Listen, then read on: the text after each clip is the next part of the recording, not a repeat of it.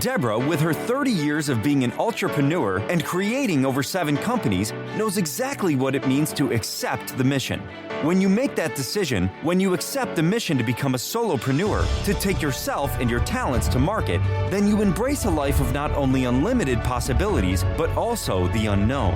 It's an elixir of fear and bravery that only someone who's taken the leap really understands. On our show, Deb digs deep with her guests to highlight what you, the listener, wants to know. The stories, the whys, and the hows to navigate the journey to success. Get ready to hear from some of the most incredible mission takers from Generation Z to Boomers. So sit up, perk up, and get ready to be blown away. Now here is your host, Deborah Drummond. Hello, hello, hello, you best listeners, you. I'm so excited today. Because not only are you the best listeners, and thank you for coming to Mission Accepted Podcast. If you are a listener, you know we love you. And there's many of you that I have great relationships with because you call me and you email me. And if you want to be on the show, I want you to be on the show. So you know where to go. But I got to tell you, the best listeners, but man, you are hungry. You're hungry for life. You're hungry for... Oh, let me guess. That takes me into introducing our incredible, fabulous fellow foodie. You guys know I love food. You know how they say, people shouldn't be scrolling on their phone and it's not a way to get to decompress. I have a serious addiction to the food channel. And a fellow foodie friend of mine, whom we both are inspired by the same person, which we'll get to later, is here with us today. This is Mary Lummerding, and you may recognize her from the 262 Project. Yes, she's in the book. Yes, she spoke. Yes, she's speaking again because people are hungry to hear what she has to say too. Not just you cool people. So if you don't know Mary, Mary is a personal chef and a cooking coach. Okay. Don't we all want a personal chef? Isn't that something that goes on your treasure map, on your dream boards, on your vision? I have written that many times. I just want someone to cook for me. It's so incredible and it feels so pampering. And honestly, sometimes it doesn't even matter what it looks like or tastes like, even though that's important. And Mary's going to tell you that. It's just when someone cooks a meal for you. Sometimes it can be poached eggs on toast and it feels good to have someone love on you. But here's what is nice about Mary is that she teaches us how to do that for ourselves as well. So Mary, welcome to the Mission Accepted podcast show.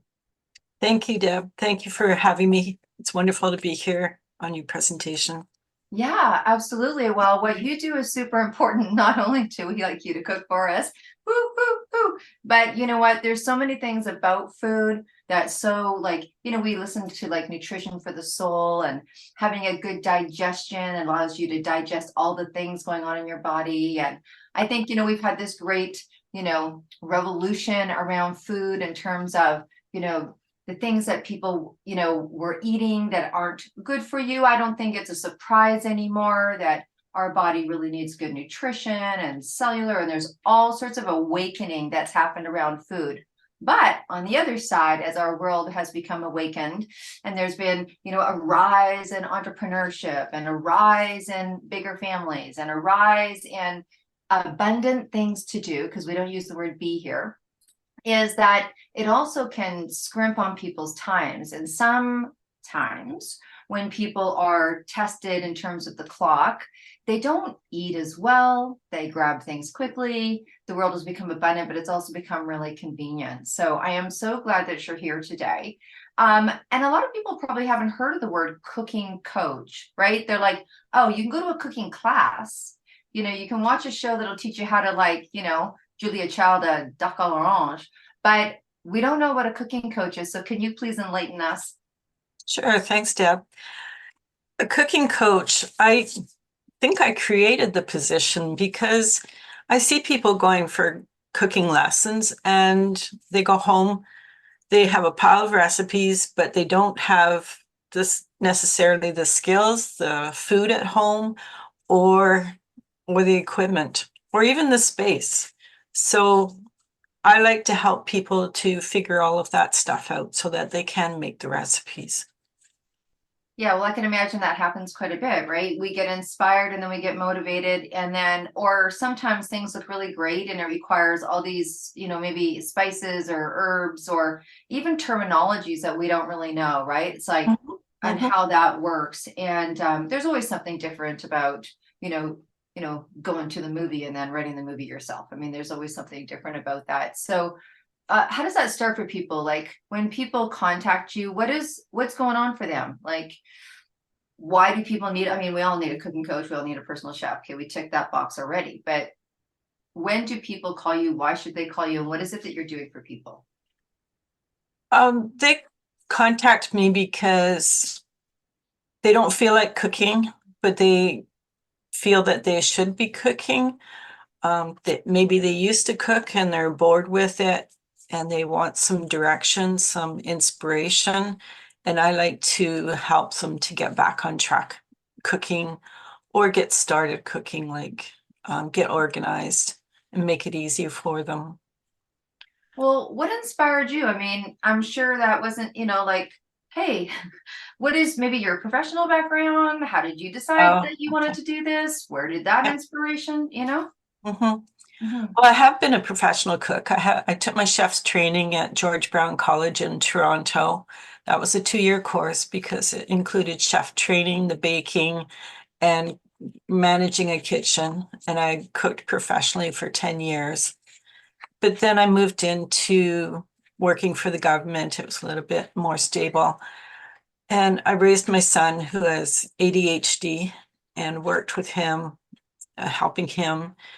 And we worked side by side in the kitchen. He liked cooking. He liked coming in and cutting the vegetables for me.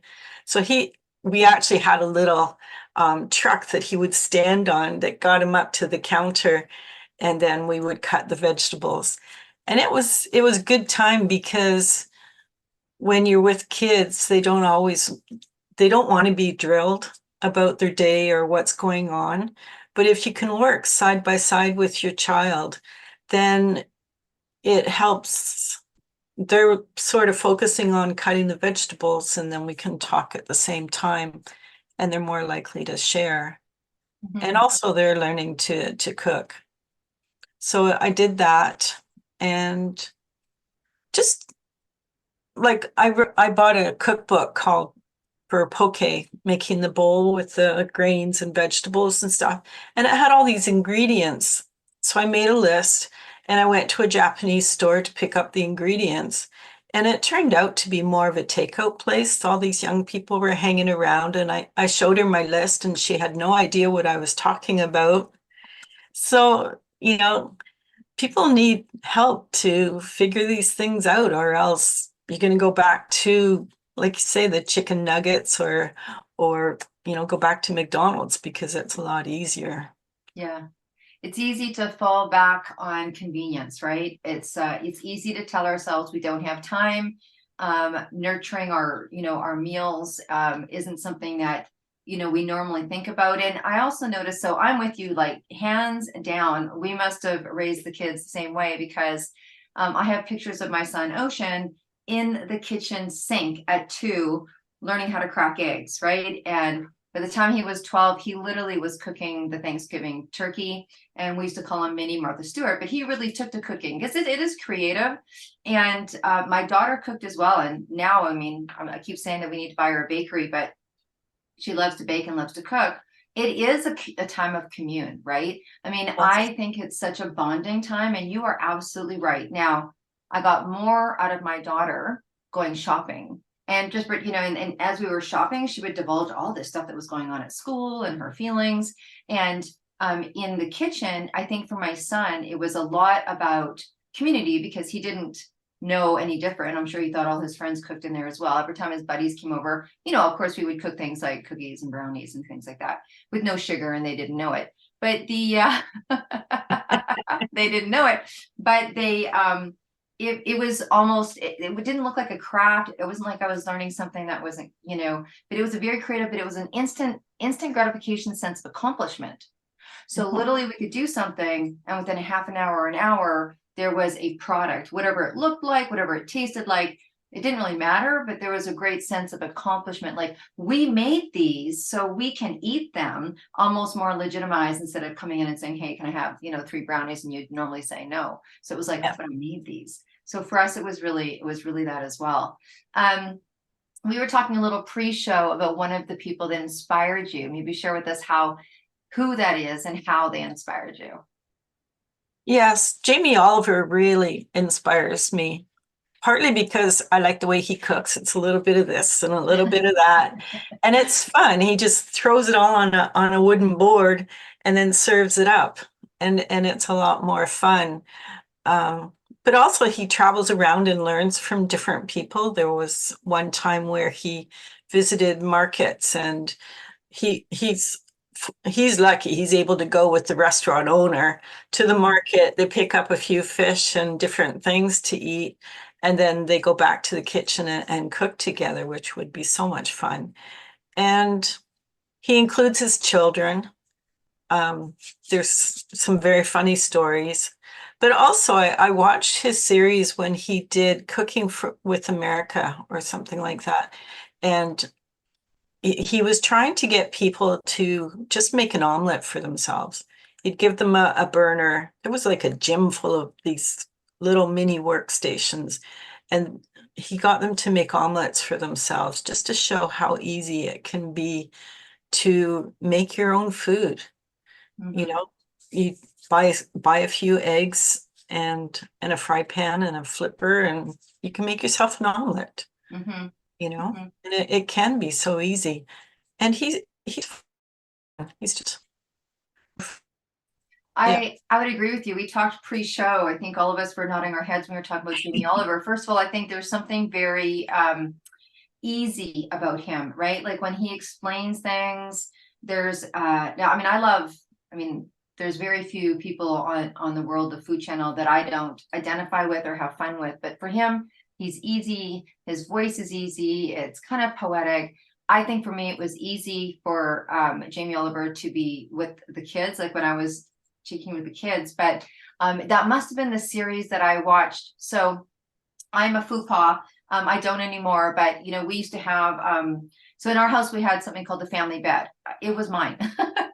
And we would get together once a week and all get together. And if any of us had anything to say to each other, so, my ex-husband, who wasn't my ex at the time, obviously we're all sitting in the family bed, but any of the kids could say something that bothered them, and, whatever. We just had this commune. So the bed was this hub, right? And so I had a TV in my room. It was very small, but we were watching Jamie Oliver. One day it just popped on. And for some reason, me and my son and my daughter all popped in my bed obviously watching TV. And it was an episode that he did that he was showing how you could make your own chicken nuggets. And what really went into, like, he bought all the stuff that the chicken nuggets that we know today at that, famous restaurant that made them. And he showed what went in there. Now, I didn't say anything to my kids. I didn't, we weren't obviously big. We didn't go to those kind of restaurants a lot anyways. I don't think my daughter even knew what one was till she was 5. And she was mad at me. I'd never taken her to, because her girlfriend's mom took her. And she's like, hey, these are French fries. And so anyways, my kids watched. And I didn't sit them down and go, you need to watch this. But it made such an impression. It was kind of harsh, though, because when he showed them what it was, and it was obviously young kids, it showed them what it was versus, making them themselves. It was interesting. Not everybody was on to the whole new thing. It was interesting how it really didn't get into their head. And here's me as a parent going, oh my God, I didn't even know that those were the ingredients. But it got in my kids' head so much that it almost became this like place you should never go. And I was like, oh, thank you, Jamie Oliver. You just did so much work for me. But yeah, he's a really good guy. Let's talk a little bit about we'll get past Jamie because we're all inspired. And I think that we do get inspired. I think food is inspiring. Culinary has it's gone from dry. When I was in school, we had cookbooks and there wasn't very many pictures. And if they were black and white. But the world of culinary has become an adventure, and going to restaurants and seeing how they make these incredible food and just how they take care of the food and prepare the food. And it's such an experience now. Going for dinner is such an experience now. And maybe that's intimidating for people to come home and create that same environment at food. But what are some of the things that how you help people? I mean, you're in your home kitchen and they're like, okay, I need to create something. What are some of the things that you do to help people do that? Okay. Well, the first thing I would have them do is turn on the music because that just lightens the mood. There's different kinds of music, of course. There's cooking music, there's cleanup music, and there's eating music. Eating music Mm. is very mellow and calm, sort of. We play old blues music, and I just put on either YouTube or Spotify. It's easy to find playlists. And so when somebody is starting out cooking, I would put music on in the background because it just helps people calm and relax. And then we would, I encourage them to clear out their space. You need working space. If the counter is cluttered, you end up stabbing things with a knife. If there's oranges and bananas and stuff all over the counter, you'll stab them. So you have to clear off your space and get all your ingredients ready so that you're not running all over the place. And just these little things that can really help to put it all together for people so that when they do go to make something, it's easy. And I encourage people to clean up as they go along so that when they're finished cooking, they don't have a huge mess all over the kitchen. And after dinner, all you do is put the dishes in the dishwasher and you're finished. So I like to give people little steps that they can build on to make success in the kitchen. I think that's wonderful. I mean, first of all, I think music should be in everyone's life, but I think that's really incredible. It reminds me of my first massage teacher, and she had different music for the beginning of the massage, different music during the massage, and then at the end of the massage, she put on a song that let you know when that song was done, it was time to get up, so that you'd had some rest time. Right. But I don't think people make cooking as fun as that. I don't think they set the stage, right? And I know that I've heard you share before, and I was laughing inside because, thank goodness I have some good kitchen counter space. But I mean, I'm like, how many people have a kitchen office? As an entrepreneur, we joke about it all the time. I have a couch office. I have a kitchen office. I have a dining room table office. I mean, we joke about it all the time. And then, of course, we have our office, which for me has the least amount of paperwork, but we take things with us, or people drop things, or they have something in the kitchen where they drop their wallet and they drop their keys and all that kind of stuff when they come in. And as soon as you said bananas and oranges, how many people have food? I've got containers of tea, in the space that you should be cooking. And it's cumbersome. It doesn't make you necessarily feel like this is a place where you're cooking something to make you feel good. And we also know that food puts you in a great, happy place. And I'm sure you're even digesting your food better and taking in the nutrients better, right? Yes. Yeah. So while you're saying that, I'm picturing having a tray on the counter so that the knives, the keys, and the mail go onto the tray. And then when you want to cook, you just pick up the tray and put it someplace else, instead of all these bits and pieces that you have to pick up. Yeah, absolutely. That's a great idea. Something like that. Yeah, there you go. There you go, people. An excuse to go buy yourself another beautiful container to put your things on that you can lift up and move, right? Oh my gosh. What's one of the favorite things what is one of the favorite things about what you do? Like for you, what's one of the most favorite things for you? One of my favorite things is just making suggestions and people go, oh yeah, that could work. I was talking to one woman and she said her son doesn't like his food touching. So I said, well, do you know about bento boxes? And she didn't. And bento boxes most of them have a lot of segments, and he could put each food into a segment and keep it totally separate, and she goes, oh, and it's so much fun to make suggestions to people. And I guess I have a lot of different experiences and I have a lot of different interests, and I'm able to bring all these ideas together that people don't necessarily think of. And it's so much fun to make a suggestion. And if it doesn't work for someone, we'll get together again and we'll hash it out and figure out something else.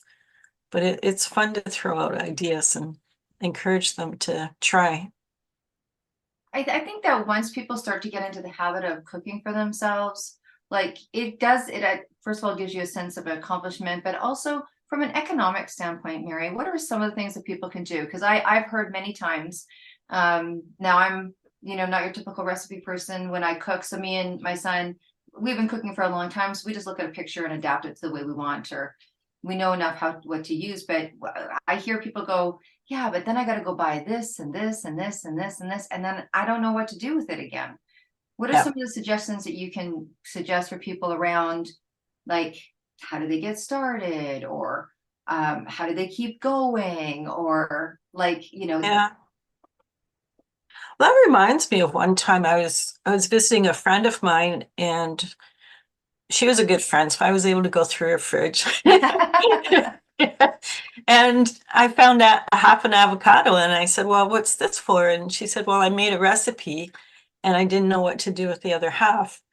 And so I looked a little bit more, and she had some sour cream and green onions and a tomato. So I made a guacamole for her. But actually, these days, you can just go on the computer and put in, half an avocado, and you'll get a guacamole recipe for sure. But yeah, it's just encouraging people the computer makes it much easier. Yeah, no, Yeah. that's great. I mean, I never even thought to say that to people. Like, if you've got some spices in your, go into the computer and say, hey, Yeah. I've got cumin, coriander, and ginger left over from this one curry I made. Now what do I do with it, right? And then Yes. Yeah. what people can do with the ingredients that are in their home.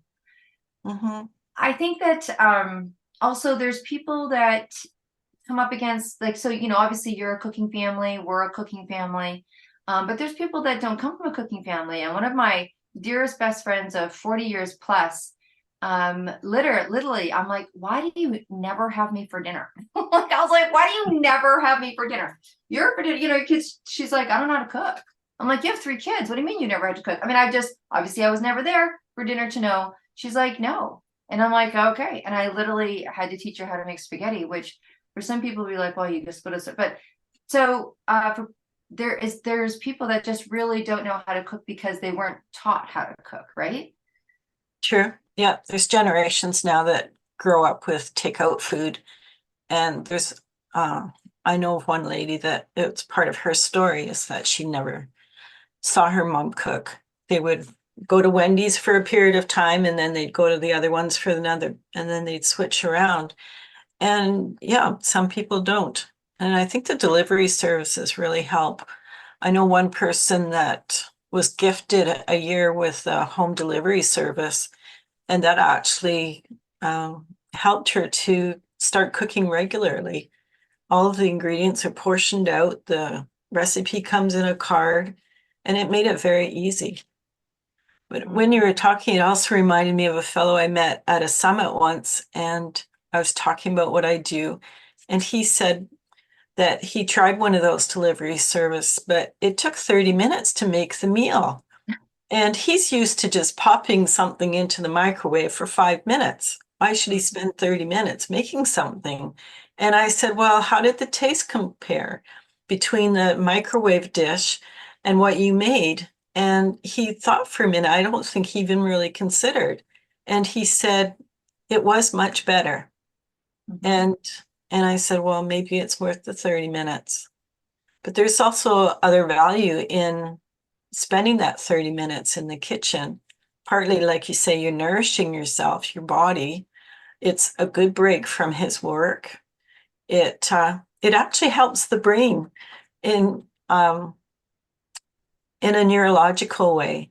Sequencing, following directions, making decisions. There's all different kinds of things that add to the value of cooking. But it was very interesting that he just saw the 30 minutes versus 5 minutes and didn't even consider the flavor and the nourishment that was in the dish that he made. That is eye-opening to me. and not in an insulting kind of way, or oh my gosh, in a way Yeah. that, because that wasn't how I was raised. I just don't think that. For me, takeout food was a treat. For us, you know, you look at when takeout when I was younger was, you had two choices. You could do Chinese food, you could do pizza. Exactly. Sometimes they had lasagna. That's pretty well it. I don't think there was anything else that we chose from. Greek, maybe, I don't know. But for us, it was a big treat. But when you think about it like that from a time frame now, that is, for us, it was like, oh, we're in a hurry, let's do it as an occasion. But I never really thought about people not comparing the difference, or having, even I think the difference between, even when you have a really great restaurant, like I got a great restaurant up the street, and they're like, oh, here comes the cauliflower chick. Like, I mean, I'm always ordering that, right? So we have our favorite restaurants, but sometimes I think we don't realize how good it does taste at home, right? It does, some people do it at home. They're like, oh, it's cheaper to cook at home. But I don't think they realize, can you share with us a little bit on that insight about what you're talking about? Because some people are like, well, what do you mean nutritionally, or better for my brain, or like just the difference? Because some people are like, oh, let's go out for dinner, has such a ring to it. Oh, we got to stay home tonight for dinner. Sometimes I don't think people have that sense of appreciation of just the value of staying home for dinner. That's huge. Yeah, it is huge, right? Now we're getting into cooking How long do you psychology have? 101. Those are not on the questions we talked about. But no, I think it's not that. It's just like there's so much in there. Like yeah. the flavor of the food, it's part of the slow food movement, I think. Ooh, I Slowing like down. that hashtag slow food movement. That's the first time I've heard it. Yay, Mary. Tell us about this. Yeah, it's part of slowing down in your life. Like they talk about not scrolling all the time, like put on the music, um, invite some people over and enjoy your food. Restaurants are often loud and busy, and you can't always relax unless you're rich and get the private dining room in the back corner. Um, yeah, it's part of just slowing down and enjoying your food. Some people eat really slowly, like just chew your food and enjoy it. Like my husband eats really fast, and it's like slow down, slow down. But yeah, and I I guess it's just inviting people to find a simple recipe. Make a salad. Go to the store and buy a beautiful head of lettuce. Some nice fresh red tomatoes. Find the reddest tomatoes, whether they're little ones or big ones. Get the reddest one.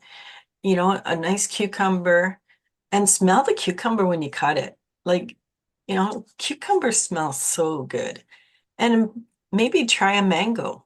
Cut a mango and put that in your salad. Try something different, and some sprouts and a nice salad dressing. I often don't make my own salad dressing because we buy a range of them. And but yes, salad dressing can be simple, but that's something else. But yeah, just put together a nice salad, turn on the music, set a place at the table, and sit down and eat and enjoy your food. And I invite people to just start with a simple salad and taste it. I love that slow food movement because, okay, I know that a lot of our listeners are entrepreneurs, adventurists, taking on the mission.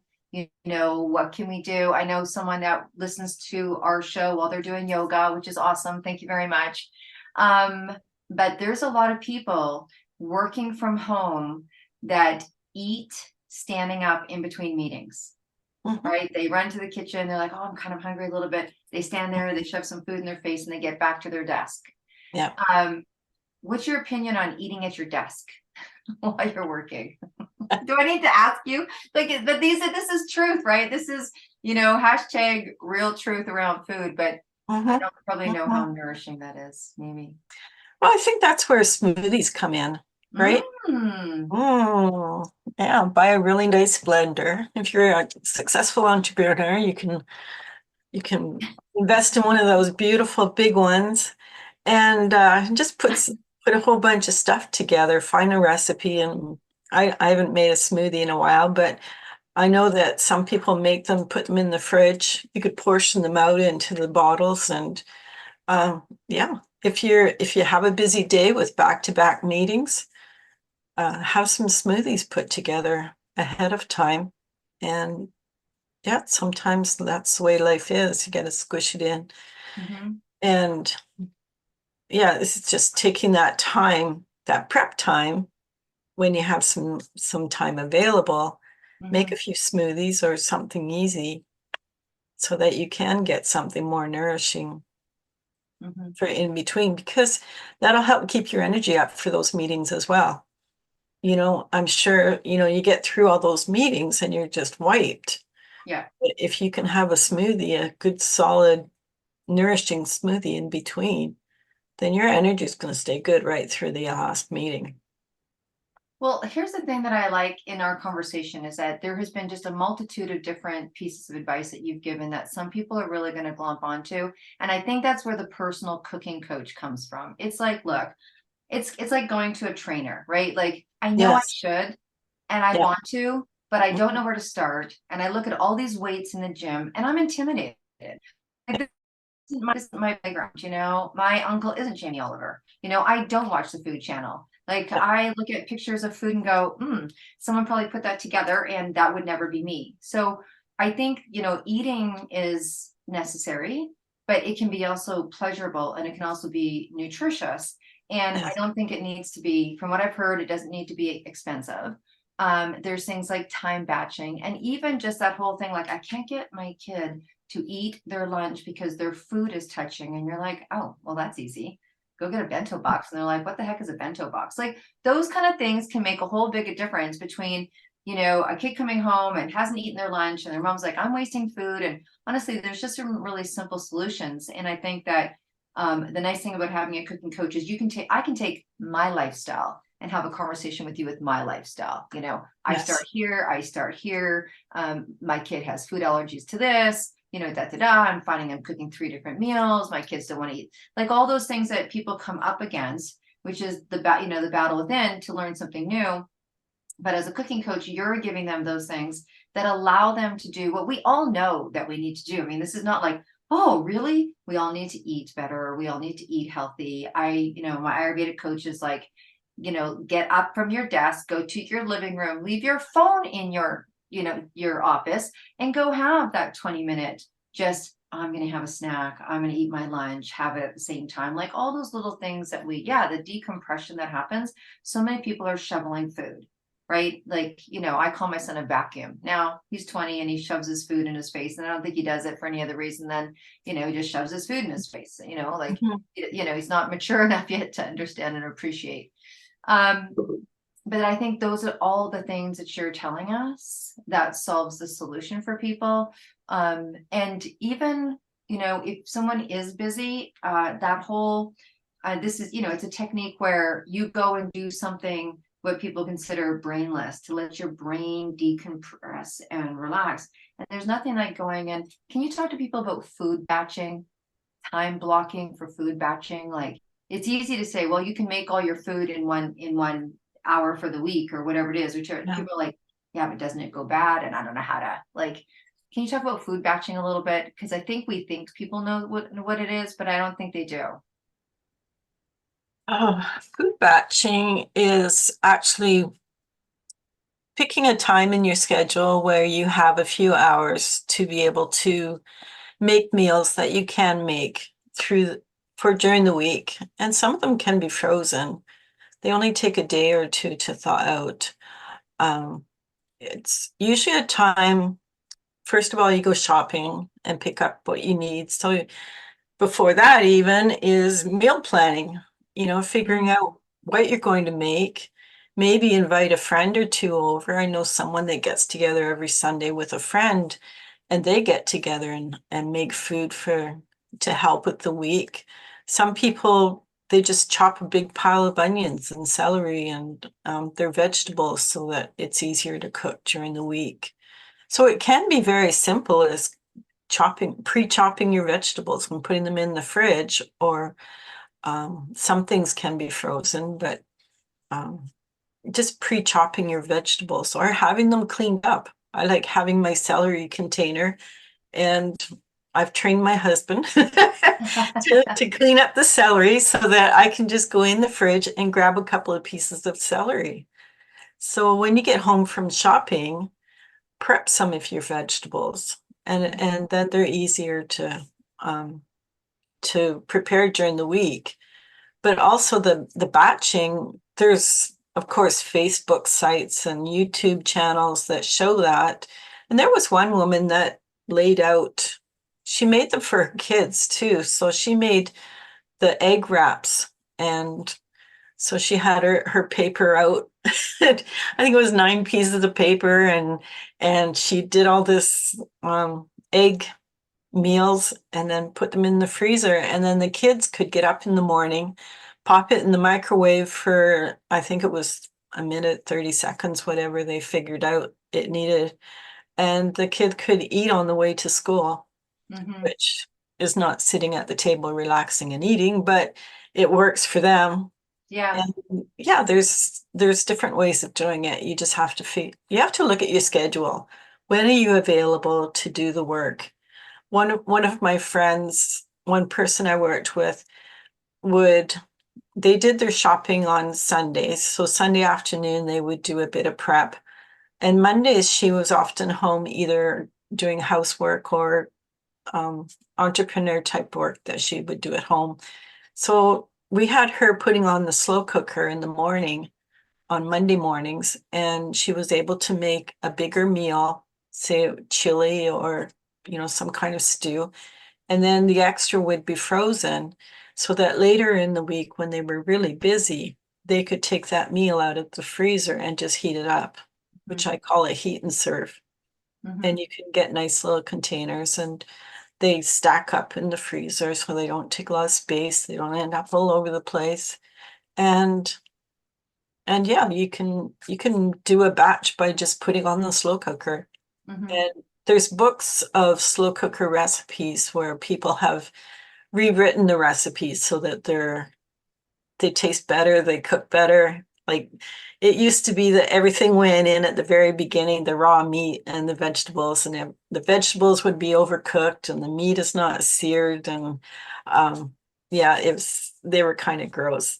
But you can find really good cookbooks for slow cooking, and get a slow cooker. And but you have to put some planning into it. It starts with meal planning and what do you like to eat? What can you get at your local store? How can you adapt for the recipe if you find something? Well, it sounds to me, Mary, like probably the first decision is just making a decision to eat better, care for yourself a little more, recognize and do something about the fact that we need to take care of our bodies. They are taking care of us, and that food for the most point is our nutrition. Like it's our fuel. And so really I think it's the same kind of decision we take when we're going to bed a little earlier because we know we need sleep. It's the same mindset around getting some exercise. It's the same mindset around hanging around with good people because it affects how we feel. And also that it's just a piece of self-care and basic nutrition. People call it like it's a basic nutrition. And I think eating well is a basic nutrition. It's a basic need.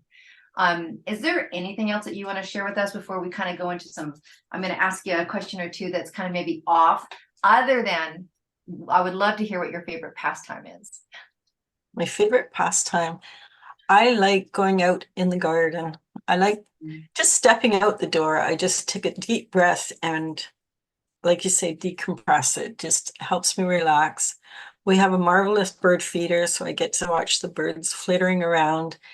And yeah, we grow a lot of our own food, and I just really like being out there nourishing the garden and working in the garden.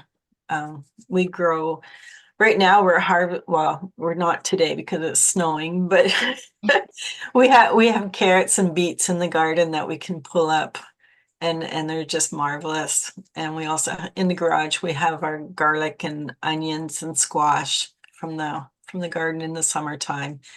And yeah, I just love being out in the garden. And we also have a couple of nice Cape Cod chairs where you can just sit back and relax and drink my smoothie and relax and have, read or listen to music. Yep. I like being out in the garden. Good for the soul, good for the soul. Well, anything else, food or personal chef or cooking that you want to talk about before we kind of start to wrap up here? I don't think so. I just encourage people to close your eyes, and where does food sit in your life? Just think about, where does it sit in your life, and how can you change or improve it or inspire yourself to discover something different. Yeah. That's awesome. That'd make for a great meditation. All right. Great lead in to a self-care retreat. Oh, I know one of those that's going on. Okay. So look, we talked a little bit about music today and the power of music. And if anyone knows or has watched this show before, they all know that I think music's probably been my best therapist. So you, Miss Mary, if you were on your way to go to one of these gorgeous trips, maybe you're going to Cape Cod, who knows, but you're on your way to go to a desert island, and it's you, and you've got room for one suitcase in that, one record album or one piece of music in that suitcase before you go. What are you taking with you? Wow, that's hard. I think I'm going back to Bruno Mars and Uptown Funk, because that one gets me all the time. When I'm going to start cooking, I'll put on Bruno Mars and dance around the living room and the kitchen and just enjoy myself to get ready to cook. All right, you heard it here, Uptown Funk. Now we're all going to put on some Uptown Funk and make ourselves some beautiful, healthy food.